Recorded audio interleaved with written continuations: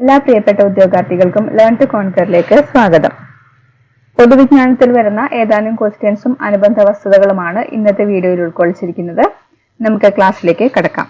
ആദ്യത്തെ ക്വസ്റ്റ്യൻ, നിയമസേവന ദിനം എന്നാണ്. നിയമസേവന ദിനം എന്നാണ് നവംബർ 9. നിയമസേവന ദിനം നവംബർ 9. തുല്യനീതിയും സൗജന്യ നിയമസേവനവും പൗരന് ഉറപ്പുവരുത്തുന്ന അനുച്ഛേദം ഏതാണ്? 39A ആണ്. തുല്യനീതിയും സൗജന്യ നിയമസേവനവും പൗരന് ഉറപ്പുവരുത്തുന്ന അനുച്ഛേദമാണ് 39A. 1987 നിയമസേവന നിയമം പാസാക്കി. 1987 നിയമസേവന നിയമം പാസാക്കിയത്. പക്ഷെ നിലവിൽ വന്നത് എന്നാണ്? 1995. 1995 നവംബർ 9 ഇത് നിലവിൽ വന്നത്. നടപ്പിലാക്കിയത് നവംബർ 9. അതുകൊണ്ട് എല്ലാ വർഷവും നവംബർ 9 നിയമസേവന ദിനമായിട്ട് ആചരിക്കുന്നു. ഇനി ഭരണഘടനാ ദിനമായിട്ട് ആചരിക്കുന്നത് എന്നാണ്? ഭരണഘടനാ ദിനം നവംബർ 26. നവംബർ 26. ഇന്ത്യൻ ഭരണഘടന പ്രാബല്യത്തിൽ വന്നു എന്നാണെന്ന് ചോദിച്ചു കഴിഞ്ഞാൽ അത് 1950 ജനുവരി 26 1950 ജനുവരി 26 ഇന്ത്യൻ ഭരണഘടന പ്രാബല്യത്തിൽ വന്നത്. പക്ഷെ എന്തുകൊണ്ടാണ് നവംബർ 26 ഭരണഘടനാ ദിനമായിട്ട് ആചരിക്കുന്നത്? ഭരണഘടനാ അസംബ്ലി ഭരണഘടനയെ അംഗീകരിച്ചത് എന്നാണ്? 1949 നവംബർ 26 1949 നവംബർ 26 ഭരണഘടനാ അസംബ്ലി ഭരണഘടനയെ അംഗീകരിച്ചത്. അതുകൊണ്ട് നവംബർ 26 ഭരണഘടനാ ദിനമായിട്ട് ആചരിക്കുന്നു. ഇതേ നവംബർ 26 തന്നെയാണ് ദേശീയ നിയമ ദിനമായിട്ടും ആചരിക്കുന്നത്. ദേശീയ നിയമ ദിനമായിട്ട് ആചരിക്കുന്നത് നവംബർ 26. ഒന്ന് വായിക്കാം. തുല്യനീതിയും സൗജന്യ നിയമസേവനവും പൗരന് ഉറപ്പുവരുത്തുന്ന ഭരണഘടനാ അനുച്ഛേദമാണ് 39A. 1987 നിയമസേവന നിയമം പാസാക്കിയെങ്കിലും 1995 നവംബർ 9 നടപ്പിലാക്കിയത്. അതുകൊണ്ടാണ് എല്ലാ വർഷവും നവംബർ 9 നിയമസേവന ദിനമായി ആചരിക്കുന്നത്. ഭരണഘടനാ ദിനമായി ആചരിക്കുന്നത് നവംബർ 26. ഇന്ത്യൻ ഭരണഘടന പ്രാബല്യത്തിൽ വന്നത് 1950 ജനുവരി 26 ആണെങ്കിലും ഭരണഘടനാ അസംബ്ലി 1949 നവംബർ 26 തന്നെ ഭരണഘടന അംഗീകരിച്ചിരുന്നു. നവംബർ 26 ദേശീയ നിയമദിനമായും ആചരിക്കുന്നത്. ഏത് പൊതുമേഖലാ ധനകാര്യ സ്ഥാപനമാണ് നവംബർ 6 55-ാം വാർഷികം ആഘോഷിച്ചത്? ഏത് പൊതുമേഖലാ ധനകാര്യ സ്ഥാപനമാണ് നവംബർ 6 55-ാം വാർഷികം ആഘോഷിച്ചത്? KSFE ആണ് നവംബർ 6 55-ാം വാർഷികം ആഘോഷിച്ചത്. KSFE പ്രവർത്തനം തുടങ്ങിയത് എന്നാണ്? 1969 നവംബർ 6 KSFE പ്രവർത്തനം ആരംഭിച്ചത്. 1969 നവംബർ 6 KSFE പ്രവർത്തനം ആരംഭിച്ചത്. ആസ്ഥാനം എവിടെയാണ്? തൃശ്ശൂരാണ് KSFEയുടെ ആസ്ഥാനം.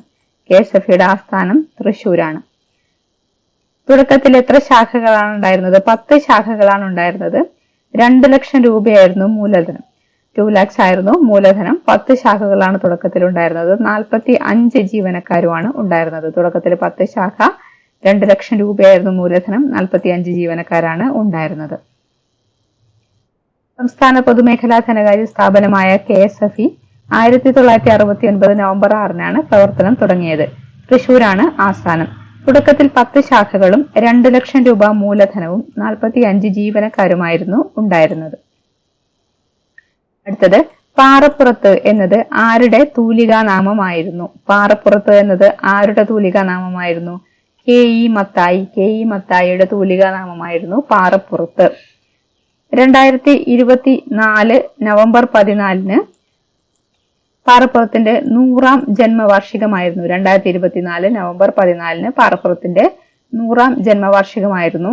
1924 അദ്ദേഹം ജനിച്ചത്. 1924 ജനിച്ചത്. എവിടെയാണ്? ആലപ്പുഴ ജില്ല മാവേലിക്കരയിലെ കുന്നം എന്ന ഗ്രാമത്തിലാണ് അദ്ദേഹം ജനിച്ചത്. ആലപ്പുഴ മാവേലിക്കരയിലെ കുന്നം ഗ്രാമത്തിലാണ് അദ്ദേഹം ജനിച്ചത്. ഇനി അദ്ദേഹത്തിന്റെ ഏതാനും കൃതികളാണ് പറയുന്നത്. ഇവിടെ നോക്കുക.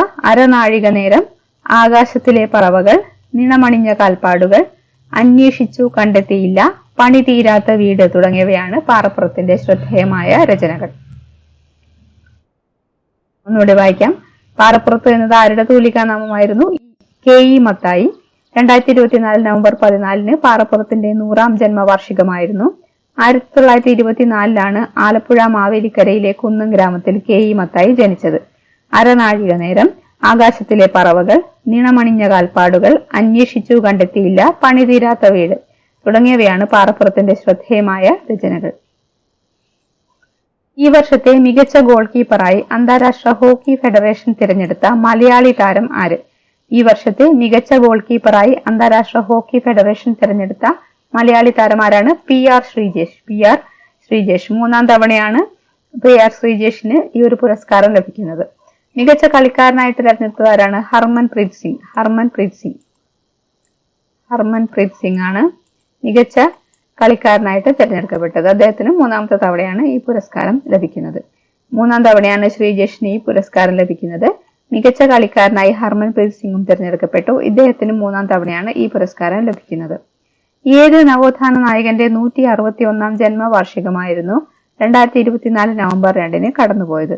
ഏത് നവോത്ഥാന നായകന്റെ 161ാം ജന്മവാർഷികമായിരുന്നു 2024 നവംബർ 2 കടന്നുപോയത്? ഡോക്ടർ പൽപ്പുവിന്റെ 161ാം ജന്മവാർഷികമായിരുന്നു 2024 നവംബർ 2 കഴിഞ്ഞത്. ഇന്ത്യൻ ചരിത്രത്തിലെ നിശബ്ദനായ വിപ്ലവകാരി എന്ന് ഡോക്ടർ പൽപ്പുവിനെ വിശേഷിപ്പിച്ചതാരാണ്? സരോജിനി നായിഡുവാണ്.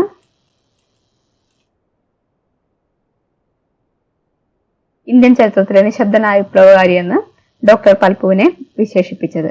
അതുപോലെ ഈഴവ മെമ്മോറിയലിന് നേതൃത്വം കൊടുത്തത് ആരാണ്? പൽപ്പുവാണ്. ഈഴവ മെമ്മോറിയലിന് നേതൃത്വം കൊടുത്തത് ഡോക്ടർ പൽപ്പുവാണ്. ശ്രീനാരായണ ധർമ്മ പരിപാലന യോഗം എന്നാണ് രൂപവത്കരിച്ചത്? 1903 മെയ് 15 രൂപവത്കരിച്ച ശ്രീനാരായണ ധർമ്മ പരിപാലന യോഗത്തില് ഡോക്ടർ പൽപ്പുവായിരുന്നു ഉപാധ്യക്ഷൻ ആരായിരുന്നു? ഡോക്ടർ പൽപ്പുവായിരുന്നു. സെക്രട്ടറി ആരായിരുന്നു? കുമാരനാശാൻ. അതുപോലെ സ്ഥിരാധ്യക്ഷൻ ശ്രീനാരായണ ഗുരുവായിരുന്നു. ഇന്ത്യൻ ചരിത്രത്തിലെ നിശബ്ദനായ വിപ്ലവകാരി എന്ന് സരോജിനി നായിഡു വിശേഷിപ്പിച്ച പൽപ്പുവാണ് ഈഴവ മെമ്മോറിയലിന് നേതൃത്വം നൽകിയത്. 1903 മെയ് 15 രൂപവത്കരിച്ച ശ്രീനാരായണ ധർമ്മ പരിപാലന യോഗത്തിൽ ശ്രീനാരായണ ഗുരു സ്ഥിരാധ്യക്ഷനും ഡോക്ടർ പൽപ്പു ഉപാധ്യക്ഷനും കുമാരനാശാൻ സെക്രട്ടറിയും ആയിരുന്നു. UN ഹാബിറ്റാറ്റ് ഷാങ്ഹായ് പുരസ്കാരം നേടുന്ന ആദ്യ ഇന്ത്യൻ നഗരം ഏതാണ്? UN ഹാബിറ്റാറ്റ് ഷാങ്ഹായ് പുരസ്കാരം നേടുന്ന ആദ്യ ഇന്ത്യൻ നഗരമാണ് തിരുവനന്തപുരം. നഗരങ്ങളിലെ സുസ്ഥിര വികസനത്തിനായി നൽകുന്ന അന്താരാഷ്ട്ര പുരസ്കാരമാണ് ഈ പുരസ്കാരം. നഗരങ്ങളിലെ സുസ്ഥിര വികസനത്തിന് വേണ്ടി നൽകുന്ന അന്താരാഷ്ട്ര പുരസ്കാരമാണ് UN ഹാബിറ്റാറ്റ് ഷാങ്ഹായ് പുരസ്കാരം. UN ഹാബിറ്റാറ്റ് ചൈനയിലെ ഷാങ്ഹായ് മുനിസിപ്പാലിറ്റി എന്നിവയുടെ നേതൃത്വത്തിൽ നൽകി വരുന്ന പുരസ്കാരം ഈജിപ്തിലെ അലക്സാൻഡ്രിയയിൽ നടന്ന ചടങ്ങിൽ മേയർ ആര്യ രാജേന്ദ്രനും സ്മാർട്ട് സിറ്റി CEO രാഹുൽ ശർമ്മയും ചേർന്ന് ഏറ്റുവാങ്ങി. UN ഹാബിറ്റാറ്റ് ചൈനയിലെ ഷാങ്ഹായ് മുനിസിപ്പാലിറ്റി എന്നിവയുടെ നേതൃത്വത്തിലാണ് ഈ ഒരു പുരസ്കാരം നൽകി വരുന്നത്. എവിടെ വെച്ചാണ് നടന്നത്? ഈജിപ്തിലെ അലക്സാൻഡ്രിയയിൽ നടന്ന ചടങ്ങിൽ ആരൊക്കെയാണ് ഇത് ഏറ്റുവാങ്ങിയത്? മേയർ ആര്യ രാജേന്ദ്രനും സ്മാർട്ട് സിറ്റി CEO രാഹുൽ ശർമ്മയും ചേർന്ന് പുരസ്കാരം ഏറ്റുവാങ്ങി. ഇത്രയുമാണ് ഈ ഒരു ക്ലാസ്സിൽ ഉൾക്കൊള്ളിച്ചിരിക്കുന്നത്. ക്ലാസ്സിനെ കുറിച്ചുള്ള നിങ്ങളുടെ അഭിപ്രായങ്ങൾ അറിയിക്കുക. ക്ലാസ്സുകൾ ഇഷ്ടമാവുകയാണെങ്കിൽ ചാനൽ സബ്സ്ക്രൈബ് ചെയ്യുക. നമുക്ക് മറ്റൊരു ക്ലാസ്സുമായിട്ട് വീണ്ടും കാണാം. Thank you for watching.